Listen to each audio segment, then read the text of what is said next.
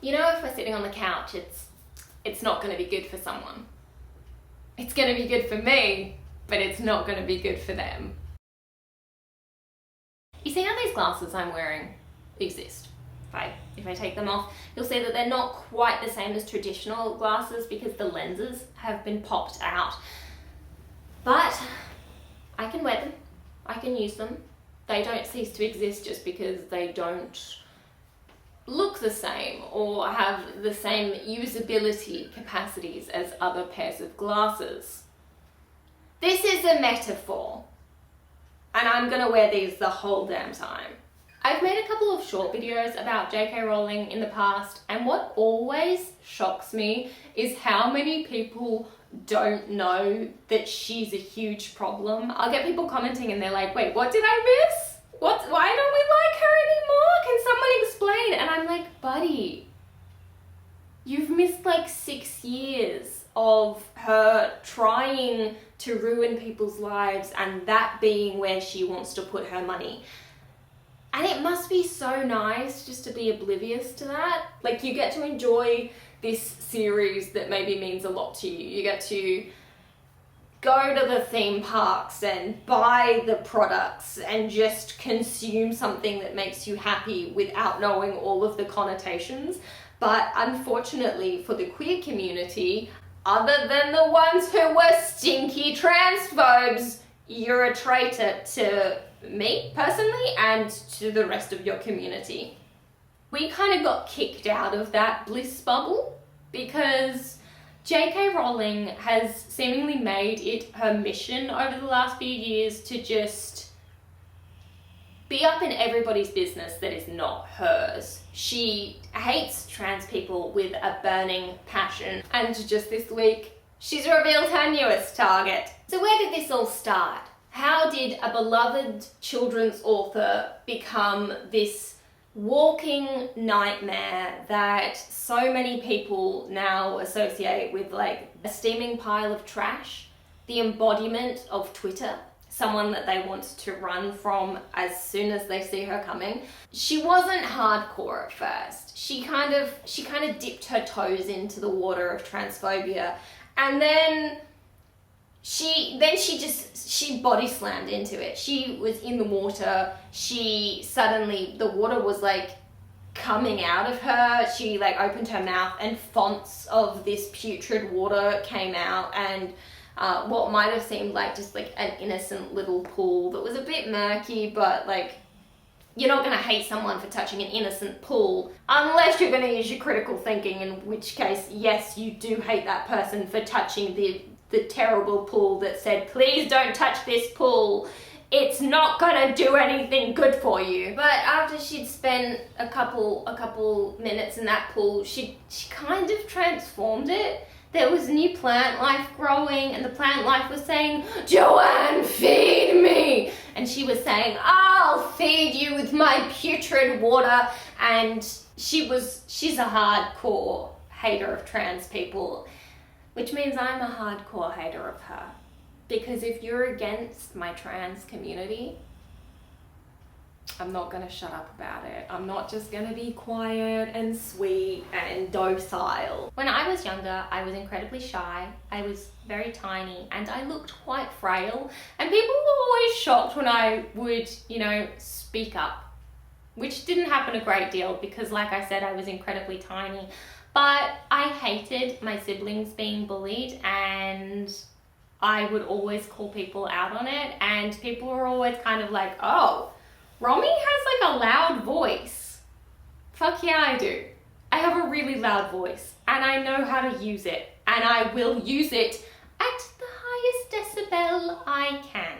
This article from theweek.com, written by Brendan Morrow from February this year, titled A Timeline of J.K. Rowling's Transphobic Shift, mentions that she actually first liked a tweet in March 2018 that referred to trans women as men in dresses, and her spokesperson was quoted as saying, I'm afraid J.K. Rowling had a clumsy and middle-aged moment, and this is not the first time she's favorited by holding her phone incorrectly. Oh, it's not transphobia, she's just made a mistake. And Joanne herself said she absent-mindedly liked the tweet. Less than a year later, however, she was doing more than merely liking tweets by accident with clumsy thumbs that cannot be controlled. She was following accounts, and I'll link that article below because I reckon you should have a look at it and really educate yourself. Over the past month or so, I have really noticed that people's reaction to any news sources talking about Joanne's disgusting use of power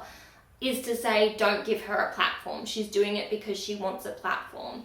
And I agree in part, but I also disagree, because it's all good and well to say, just ignore it, don't give the bullies space, don't talk about the bullies because that's what they want. But if nobody is shutting down the bullies, how do the people who are being targeted know that anybody cares?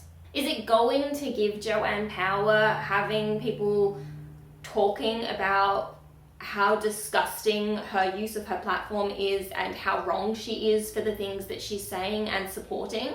I don't know. I think she is narcissistic enough to love any kind of attention, but let's stop thinking about her for a minute and think about the people whose lives she is damaging. If I, Romy, was the one person Joanne was targeting and nobody was talking about it, you know, I knew they supported me in theory, but no one was talking about it because they didn't want to give her airtime, I would feel incredibly alone. And seeing the outpouring of love for the trans community and the railing against the horrific things she's saying and doing, it's incredibly important for me to be a part of that, because I never want any trans person or anyone in my community to think A, I don't care about them, or B, that it's okay to support someone who acts like that. I had a friend who used to justify their support of Joanne to me because they knew how much I was against everything she stood for now. And I can't tell you how tiring it got to hear them spend our time together talking about how they didn't support her, but they really wanted to play Hogwarts Legacy, so they were going to buy it, but then donate some money to a trans charity, as if that makes up for it. Or they really wanted to go to Universal Studios, but they would wear a trans pin on their bag.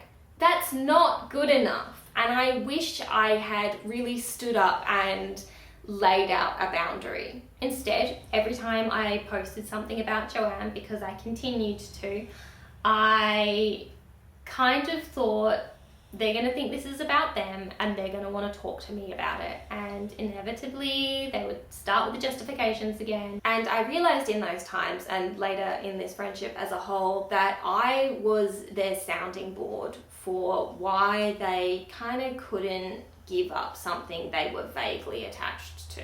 That game didn't even look good, but people were bending over backwards to justify why they would spend 100 quid on it. And I, as one of the only queer people they knew, and as far as I'm aware, the only one who was vocally and consistently anti-transphobia, I ended up being the person that they would vent out their discomfort about my discomfort to. And they should have given a shit about what was important to me. And maybe even if they didn't care about what was important to me, what was important to the hundreds of thousands of people being impacted by their choice. Because yeah, if you bought Hogwarts Legacy and you said, I'm gonna donate some money to a trans charity, you donated some money to a trans charity, and that's great. But you also gave J.K. Rowling money. And do you know where she put that money? Anti-trans charities. And that's who you chose to support. If you can justify that, okay. But you can't justify that to me. At this point, it has been well over 5 years of J.K. Rowling using her enormous platform to attack and harass trans people. She has sent her millions of followers out to harass anyone who speaks up against her. She has gleefully said that she uses her money from Harry Potter, to donate to anti-trans charities. And here are just a few of the things that she has tweeted in those 5 years.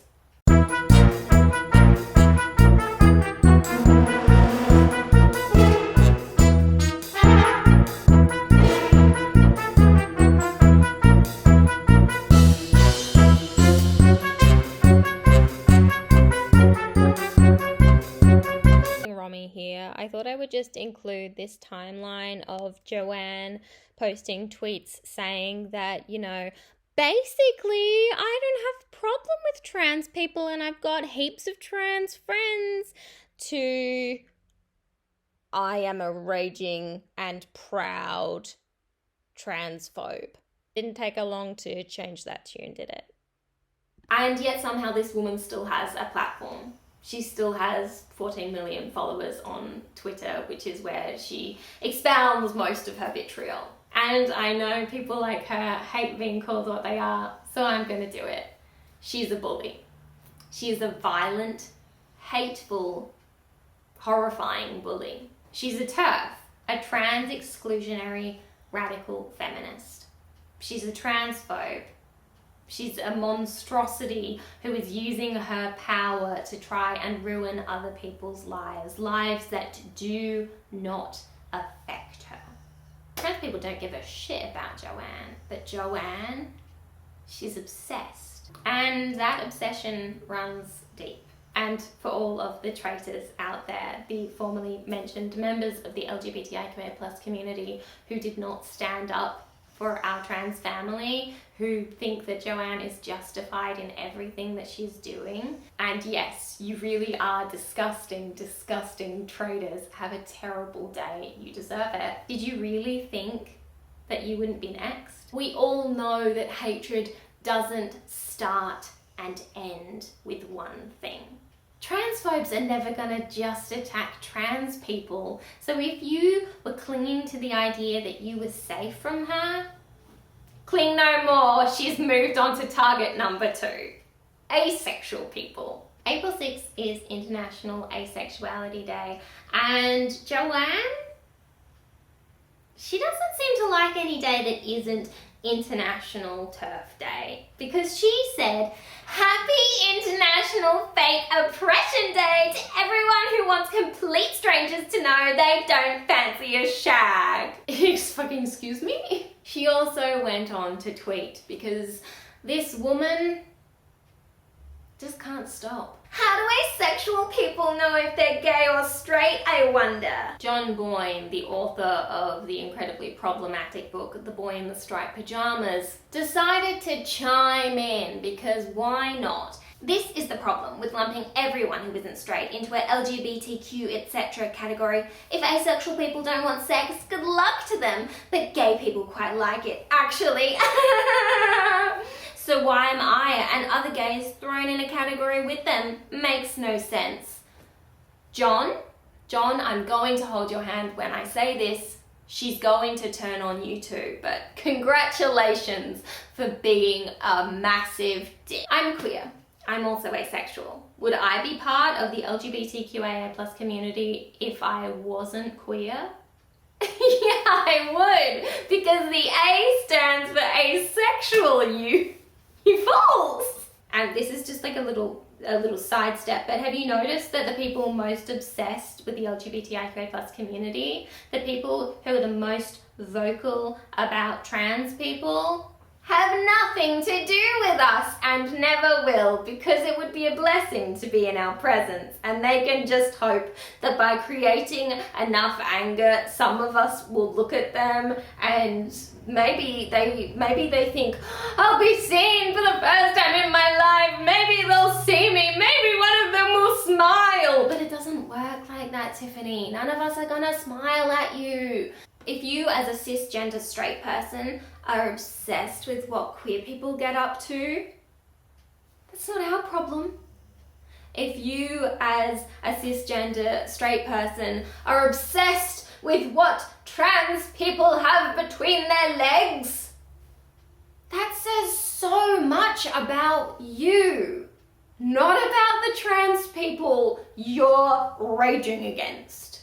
If you, as a cis person, as a straight person, or as a queer person, think that asexual people, A, don't exist, and B, should absolutely not be part of the LGBTIQ+ community, why do you care? Do you not know how to handle the idea that maybe attraction for us doesn't exist or exists on a level that is different from you? Is it really that scary for you to think that maybe you'll be attracted to someone who isn't interested in sex with you? Is it that horrifying to consider that maybe your partner will form a connection that is deeper than whatever you bring them, and they'll leave you, and then you'll find out that they left you for someone that they don't have a sexual relationship with, or maybe that they have a sexual relationship that is vastly different from the one that you gave them, and that your partner, your ex-partner, is now happy and fulfilled by someone who isn't you? I have so many questions. But mostly it's just, why do you care? And I think you care because you're afraid and you're confused, and you think that if you keep fighting all of these other things and you keep standing with the people fighting all of these things that aren't you, that they won't eventually turn around and throw you in front of them and start fighting you too. But they will. And you are going to be alone. No one is going to come and fight for you, because we've seen exactly how little you care. We've watched you throw us and countless others under the bus in the hopes of preserving yourself. We knew it wouldn't work, but you clumsily thought that if you also spewed enough hatred at everyone but yourself, you would be safe. Enjoy lying in that bed.